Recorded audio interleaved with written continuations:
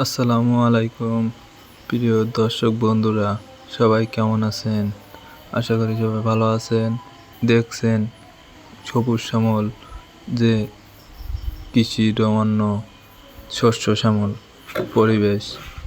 আমরা এই মুহূর্তে চলে আসলাম যে একজন মাছ চাষি যে কিভাবে সে লাভবান হচ্ছে, এজন্য জবেদ আলীর কাছ থেকে আমরা শুনবো যে সে কিভাবে মাছ চাষ করে লাভবান হয়।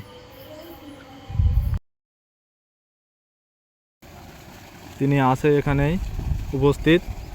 আসসালামু আলাইকুম। ওয়ালাইকুম আসসালাম। দাদা কেমন আছেন? ইনশাল্লাহ ভালো আছি। কি করতেছেন? এই যে ঘেরে মোটরে পানি দিচ্ছি, মাছ চাষ করেছি। মাছ চাষে কি অবস্থা? মাছ চাষে তেমন একটা ভালো না, মাছ বাড়তেছে না।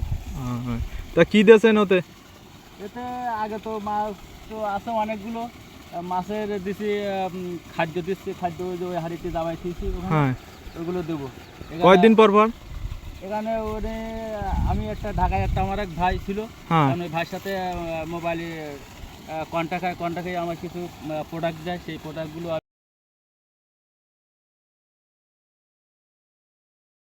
12-14 দিন আগে দেওয়ার পরে এখন উনি আবার আমার কাছে একটা চার্ট দিয়েছে, সেই চার্ট ফর্মুলায় আমি এইগুলো দিয়েছি।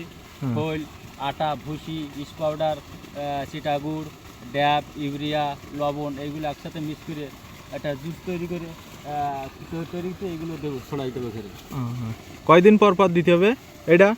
এটা পাউডারটা দেওয়ার 3 মাস। আর কোনো ভিজানোর কয়দিন পর দিতে হবে? একদিন পর। একদিন পর। কতটা কয় বিঘা জমিতে কিরকম পরিমাণ দিতে হবে? আমার এতে আছে প্রায় 2.5 বিঘা জমি।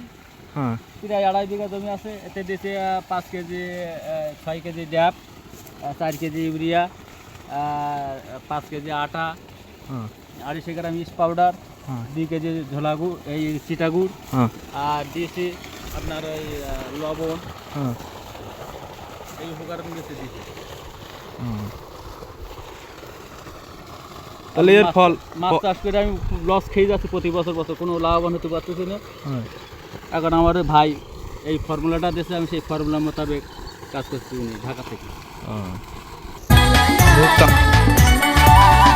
তুমি আসবে বলে, কাছে ডাকবে বলে, ভালোবাসবে গো শুধু।